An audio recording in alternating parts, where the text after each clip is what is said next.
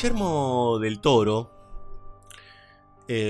pareciera ser, junto con otro grupo de directores latinos, podríamos decir, aunque norteamericanos, directores de moda para la crítica en los últimos años, podríamos decir las últimas décadas. La última década, para ser más exactos. Hace muy poquito, días, semanas, se estrenó Nightmare Alley, la película justamente de Guillermo del Toro. Su carrera comienza con una película que lo lanzó, digamos, mundialmente, como es El laberinto del fauno, pero él ya había realizado films anteriores. En esa película en que hasta inclusive aparece Federico Lupis, una película muy de corte español. Pero hay un enigma detrás, no solo de Del Toro, sino de otros personajes como Alfonso Cuarón o como Iñárritu, todos mexicanos,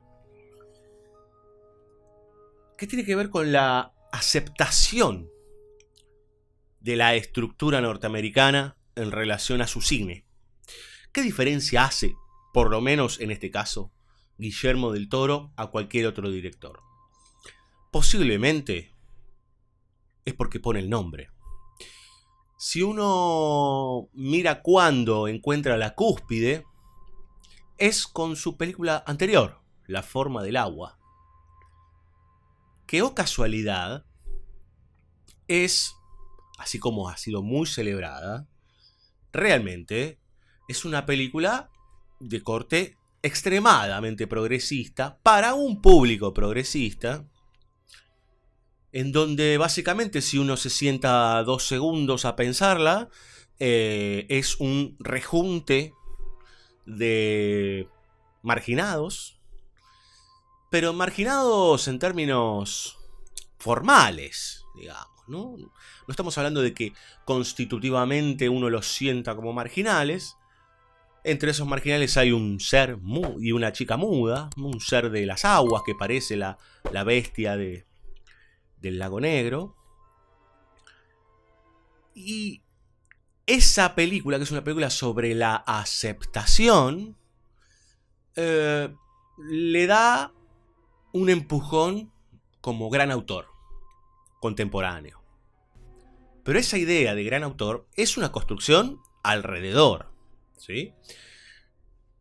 Se ve que es un director cinéfilo, se entiende que es un director que vio mucho cine, pero lo que uno empieza a ver en Del Toro, y sobre todo en esta última película, es que ya encontró un modo, pero no un modo de producir, sino un modo de conquistar. Repetimos, si uno ve Nightmare Alley, y si ya conoce el clásico, la película del año 47, uno se da cuenta que en donde afina Del Toro no es en la puesta en escena, sino en la puesta en escena, pero en términos formales, en la descripción formal de las cosas, en el embellecimiento de los travelings, en los planos secuencia, en la profundidad de campo, en el tipo de iluminación.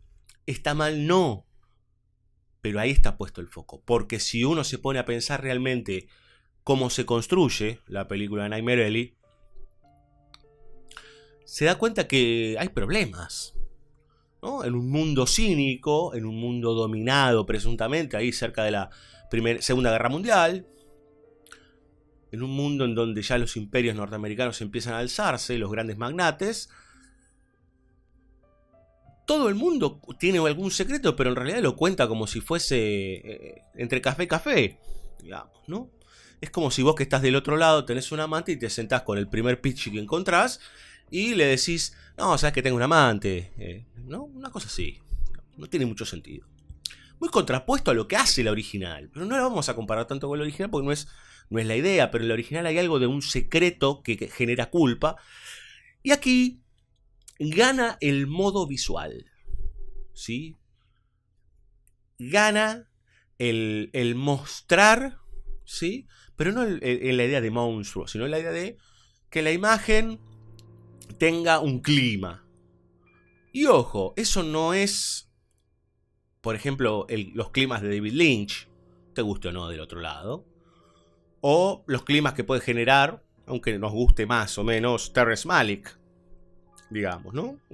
Cierta sensación, que a veces es soporífera, obviamente, a veces es más intensa, de este tipo de directores. Acá está como la idea de un clima muy del Toro, te dicen, ¿no?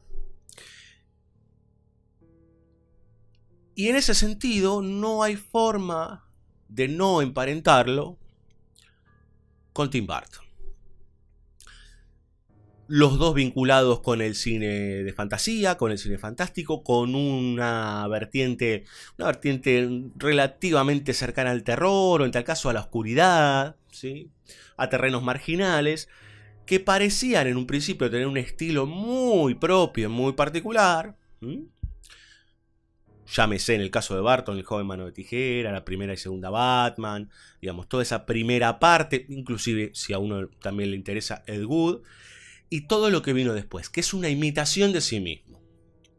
Podríamos decir que desde Big Fish ya en adelante, Burton es casi que le diría una parodia de sí mismo, lo cual ya es un problema grande, porque Burton también tenía algunas vicisitudes en relación a parodiar otras cosas, ¿no? Como, por ejemplo, hacer una película sobre Ed Wood, el peor director de la historia, con bajísimos recursos siempre, con travelings y movimientos de cámara ostentosos, con una apuesta de la hostia, etcétera, etcétera.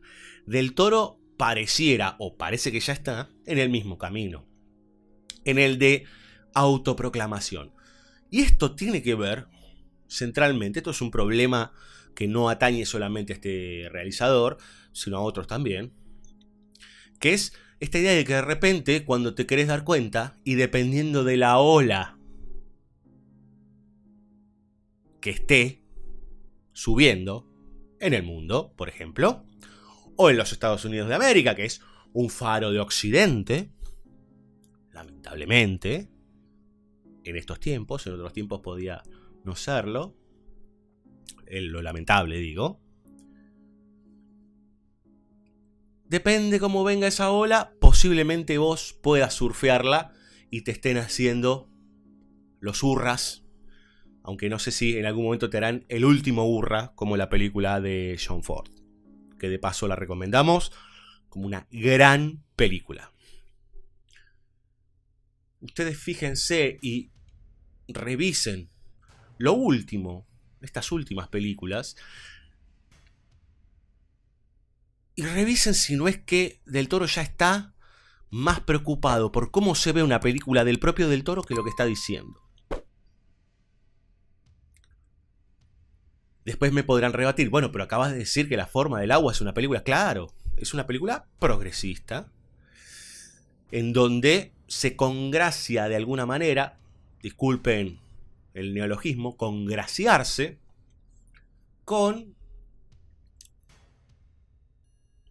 la mirada sobre las minorías, que no implica que las minorías se sientan vinculadas con eso, ¿sí? No hay ningún problema en que aparezcan las minorías, al contrario. El tema es cuando lo que se arma es el mundo ideal en donde las minorías vencen. Eso no sucede, ¿no? Hasta uno podría hacer una revisión del mundo latino y del mundo negro en los Estados Unidos y cómo diversos realizadores, productores, e inclusive podríamos borrarlos del mapa y pensar en esquemas estructurales más amplios, por ejemplo Disney hoy, que dice, bueno, esto es para las chicas, esto es para los negros, esto es para los homosexuales, y esto, y así, y así, y así. O sea, que Del Toro podría estar entrando, por lo menos con La forma del agua, primero en un pasaje que es en el de autoproclamación. Algo que también le pasó, por ejemplo, a Scorsese, que estuvo congelado un tiempo largo hasta que llegó El Irlandés, que parece ser una carta de despedida, aunque va a ser alguna otra película.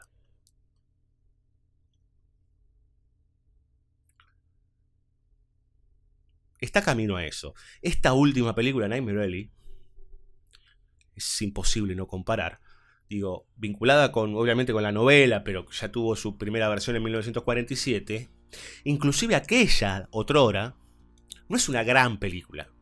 A ver, la de 1947 tiene el problema de que en algunos momentos refuerza desde lo verbal cosas que uno ya siente en la propia película, que no necesita que le expliquen, ¿no? Es una película que casi que está criticando el sistema de los pastores evangelistas. Y hay un personaje que en un momento dice que sos un pastor, digamos, ¿no? Como no hay necesidad, se entiende, es evidente, está claro, es un poco obvio, ¿no? En el caso de Del Toro y en este caso puntual de Nightmare Alley, el problema está en que todos los personajes guardan un secreto, pero el secreto lo cuentan al segundo. Se encuentran con un personaje y se lo cuentan con otro, otra, si les gusta. Entonces, hay algo que no tiene demasiado gollete. Y después, más allá de esto, una languidez generalizada que uno tiende a creer que es porque hay una desproporción en función de que la cosa quede bella en términos visuales. El quede bella entre comillas. ¿Por qué nombrábamos antes a Iñárritu y nombrábamos a Cuarón? Porque uno ya está ahí, en ese camino. Y el otro está ahí tecleando. Cuarón, que viene de Children of Men, por ejemplo. ¿Sí? Una película que, más allá de ser bastante evidente, es bastante interesante en varios puntos. Una película posapocalíptica. Pero ya con Roma encontró el espacio que había encontrado, o que encontró a posteriori, porque son muy cercanas, no recuerdo la diferencia de años, Del Toro.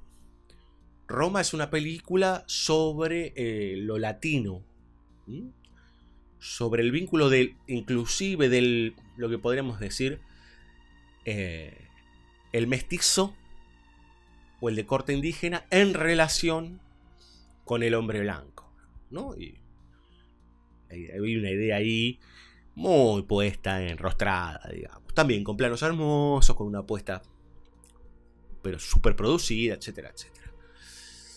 Veremos hacia dónde va ese director. También mexicano.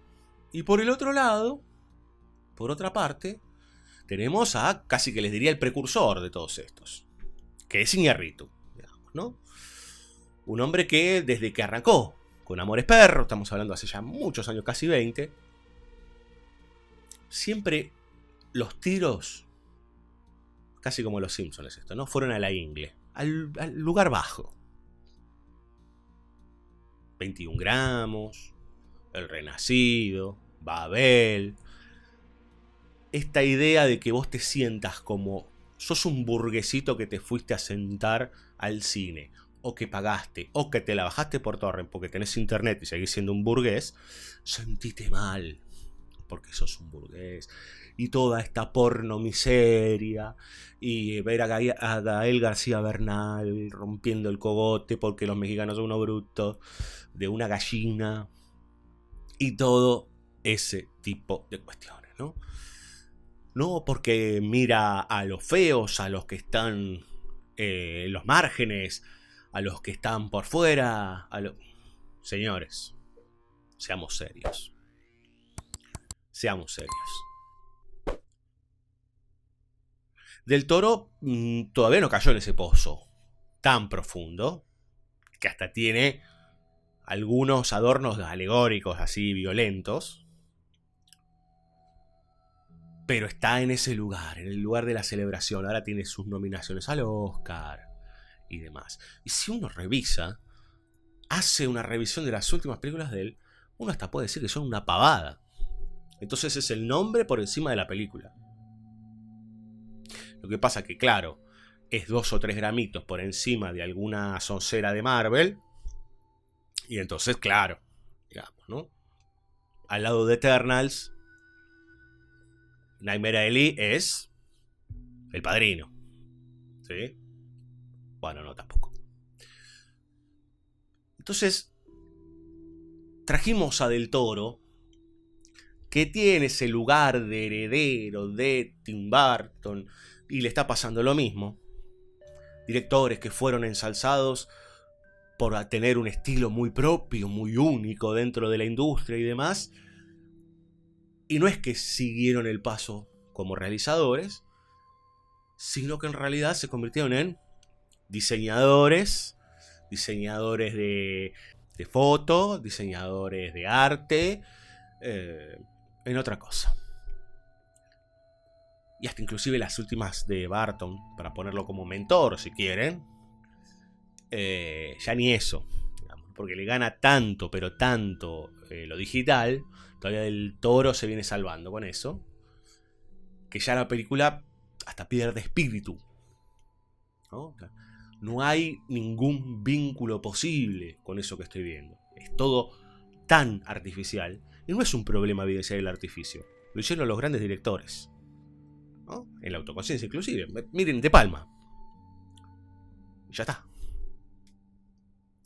Ahora, si quieren ver gente de los márgenes, hay un montón de otras ideas en vínculo con lo de los márgenes. Porque flaco favor se le hace a los que son marginales. Yo no sé ustedes de qué país o en qué parte de Argentina nos están escuchando, pero por ahí si vos sos de una provincia de Argentina pensás que sos un marginal en función a los porteños. O sea, me incluyo, yo soy porteño. Yo que nací en un barrio periférico como Mataderos, siento que los que están en el centro o en el norte son los que tienen la tortilla. Entonces me siento marginal. Ahora ya no. Creo. Si yo recibo una película en donde me dicen qué mal están los marginales y se sienten mal los marginales y le hacen esto y la miseria y el dolor, digo, eso dejémoslo para los documentales, que también son necesarios.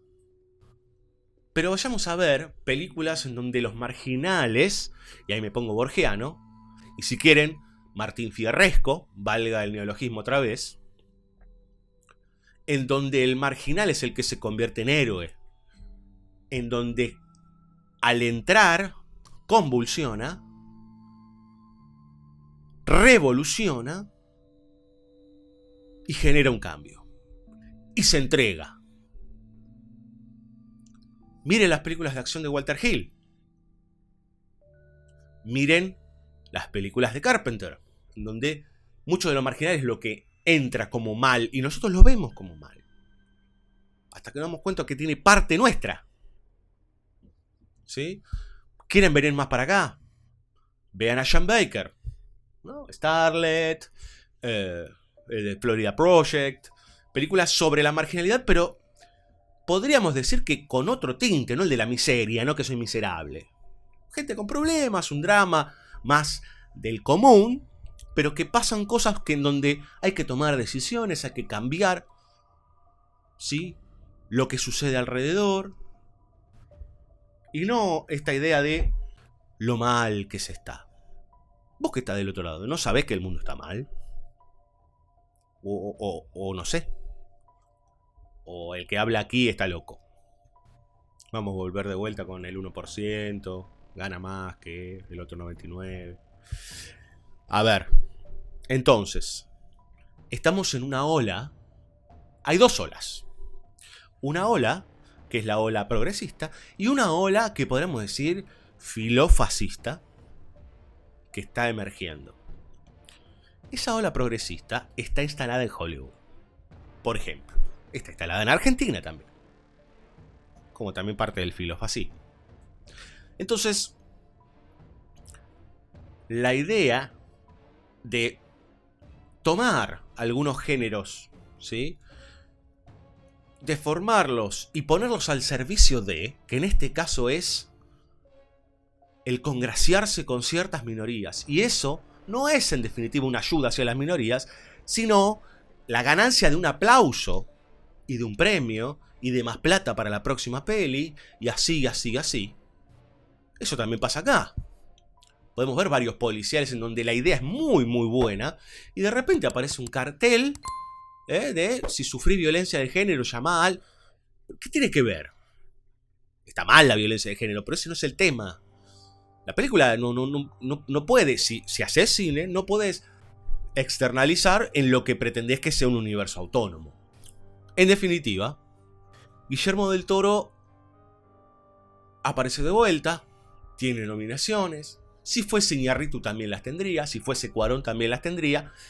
Pero yo no sé si estos señores no se dan cuenta que también le dan las nominaciones, sepan disculpar los hermanos mexicanos que lo escuchan, pero porque son de ese país.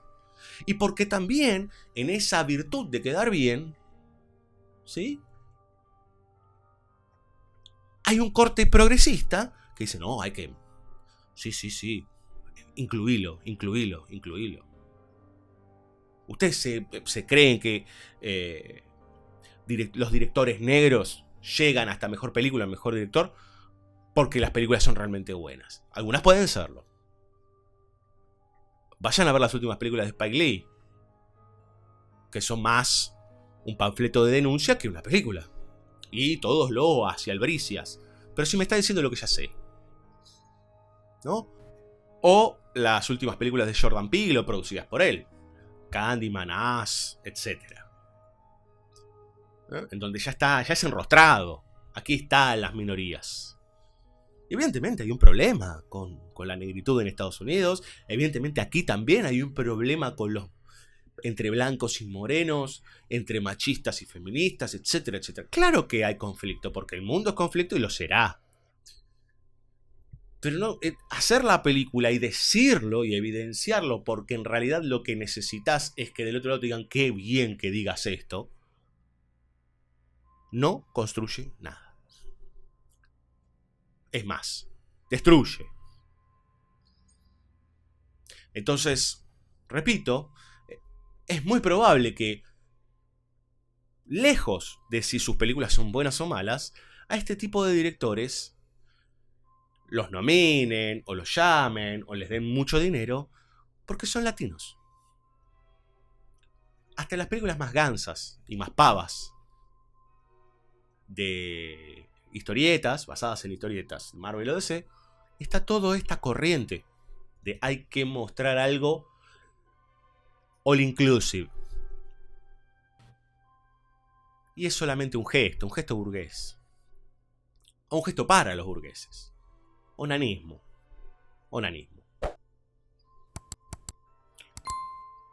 Podríamos decir en algún momento que Shyamalan era el dueño del misterio minúsculo. Lo pueden ver en nuestro canal de YouTube. Y tal vez Del Toro es un misterio fácil de revelar.